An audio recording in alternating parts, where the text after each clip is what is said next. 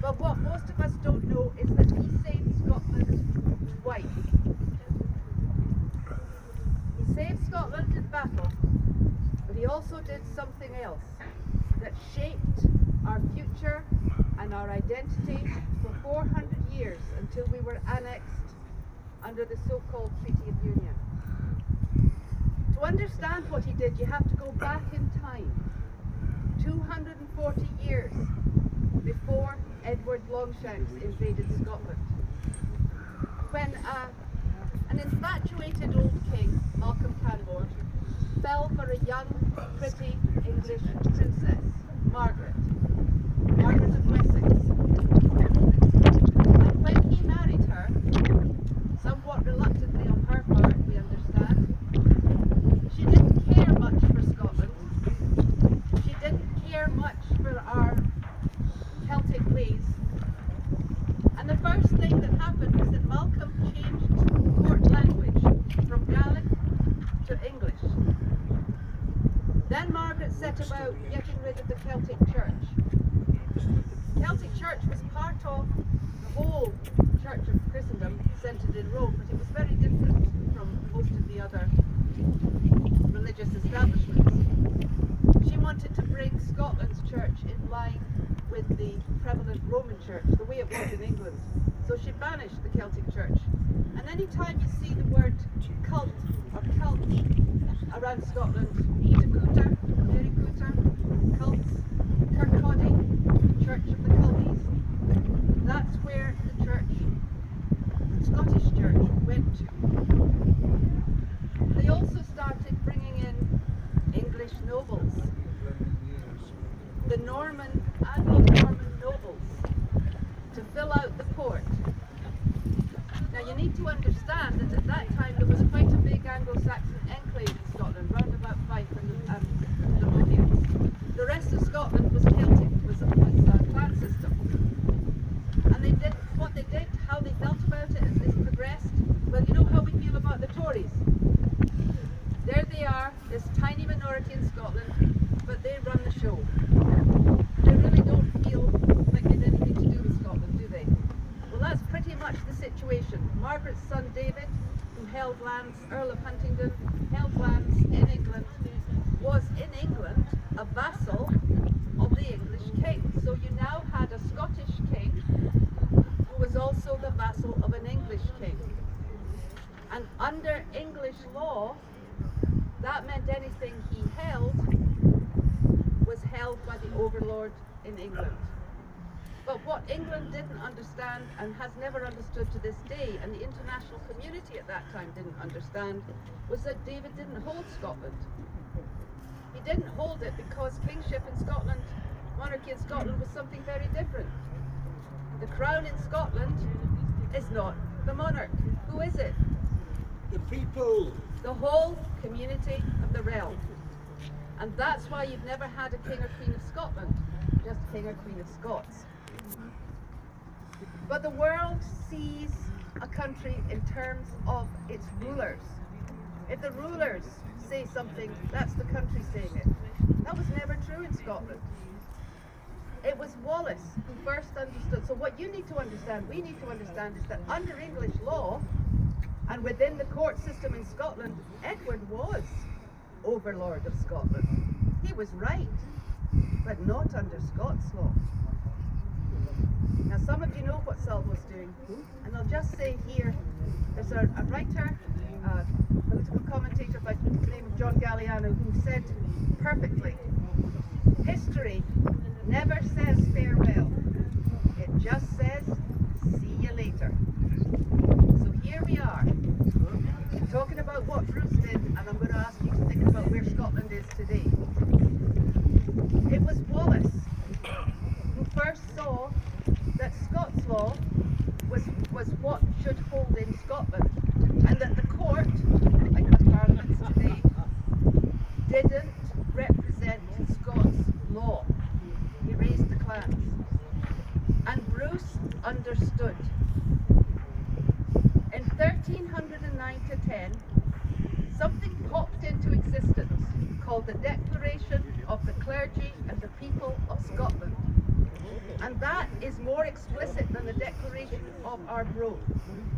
That says that Bruce is king with the knowledge and consent of the whole people, and it specifies the ordinary common folk of Scotland and all the clergy. That was important then. That was the church. Do you think it just popped into existence out of nowhere? Of course not. Bruce will have had meetings. We don't have those records anymore, and I don't think that's a coincidence. He will have talked to the clan chiefs.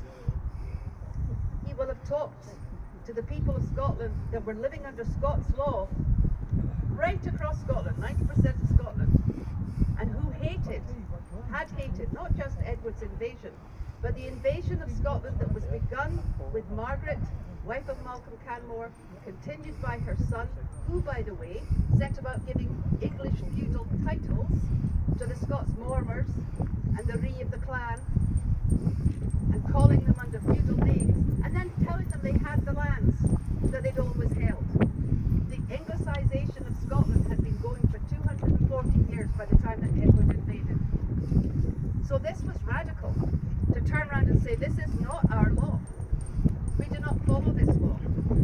You're bringing in English ideas and they don't apply in Scotland. That's the same thing Salvo's saying today. And what happened then was that went off to the International Court, which was then the Vatican, the Declaration of the Clergy and the People. Then we come to the Battle of Bannockburn, and then we have the Declaration of Arbroath saying the same thing. The people are sovereign in Scotland. It's not English law that applies here. And Bruce won that battle too. And I'm going to read you a wee excerpt from something that Salvo's just produced, and it's just being finished up and edited. Bruce saw what Wallace saw before him, that English law and custom did not hold sway across the whole of Scotland, not over half, no, not a quarter of the land. How then could foreign feudal ritual compel Scotland to submit, when it was the custom of a mere outpost, a royal court still alien to the Scots? And so in 1309 the Declaration of Clergy and People testified to the supremacy of the common folk and people, appointing Bruce, king by knowledge, consent and authority. In 1320 came the Declaration of Arbroath, reaffirming the lawful sovereignty of the Scottish people against the feudal tyranny of English kings. And here's the real important bit. And so Bruce kept his promises, the ones he surely made to the clan leaders and to the clergy of Scotland. And when he was king of a de facto independent Scotland, the law of Scotland was restored. The common good became again the core and purpose of government, in place of greed, self-interest and feudal privilege. The sovereignty of the people became a fact of law. You'd see, if you looked, the proof of that the centre of power in Scotland is reflected in our laws and provisions, because these always point to the centre of power. And across the centuries, because of what Bruce did, you'd see the rights and interests of the people of the nation defended, protected and promoted against the cruelty and injustice of the rich, the powerful and the greedy. You would see the first legal aid on record from 1424, when the Poor Council's law ensured the equal rights to equal justice, rich or poor. Security of tenure, 1450. Prohibition of profiteering and protection of the people from famine, 1450. Right to rebellion, implicit in the 1450 Act prohibiting rebellion against the king unless it was sanctioned by the estates. You'd see the Common Good Act. Sorry, it's a bit windy.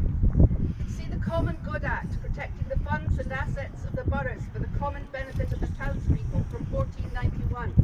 Compulsory free education from 1496, paid for from the Common Good funds, which brought about the dames' primary schools and the grammar schools, where working class lads across the length and breadth of Scotland, 330 grammar schools by the Reformation, learned Greek, Latin, mathematics, philosophy, theology, astronomy.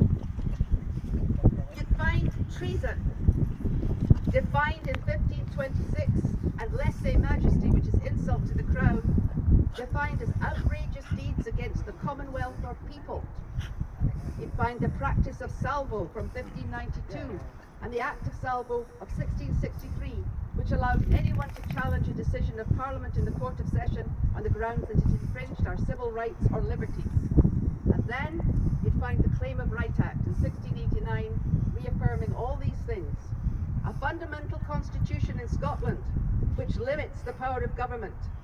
The obligation of any lawful monarch to take the Scots oath of accession, thereby swearing to uphold and never transfer or undermine the crown, which is the nation and people of Scotland, with all its rights and rents and privileges.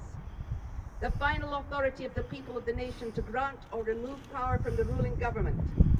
The protection under the Constitution of civil rights and liberties, including the right to privacy, protest, fair treatment under the law, to an independent judiciary and prohibition of private grants to government friends or special exemptions from taxes, and the prohibition of any government from altering or rescinding these rights or claiming a sovereignty over the laws and rights of the people on pain of forfeiture of power. So, from the time that Bruce restored the Scottish Constitution and Scots law, where lay the centre of Scottish power? With the sovereign, the people of Scotland. Where is the centre today? The people's sovereignty, their right to challenge law or policy of government, the common funds securing justice, food and shelter. Where are the measures against tax breaks for the rich or private contracts for the friends of government? Those that protect the independence of the judiciary or prevent predatory abuse of the law. They've all been swallowed by this union. But for 400 years, that pertained. That's who Scotland was. And that is the way Bruce saved Scotland the second time, that most of us are unaware of. Now I'll finish by saying this.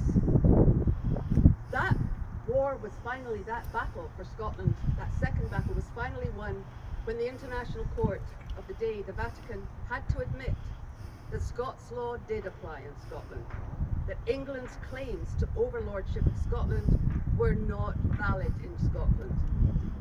Today, Salvo is challenging what the Union claims is in place. Although there is supposed to be a constitutional settlement, that's not there. Although they ratified the Claim of Right as a condition of union, with all those provisions I've just described, they've never honoured it. So we are also planning to go to the International Court to say, this is the law. It's international law. It's treaty law. It's Scots law. And either there is no union at all, and Scotland is just a colony, annexed the way that Edward and then Cromwell annexed Scotland, or we are entitled to these things now, even without gaining our independence. We are entitled to the rights, rents and privileges of the Scottish Crown. And by the way, our oil, our gas, our renewables and the rest of it are being taken in right of the English Crown, which was never within the treaty to do. And we are entitled to mechanisms, things that allow us to say we are sovereign, we will tell our government what to do. And if they violate our constitution, we can sack them.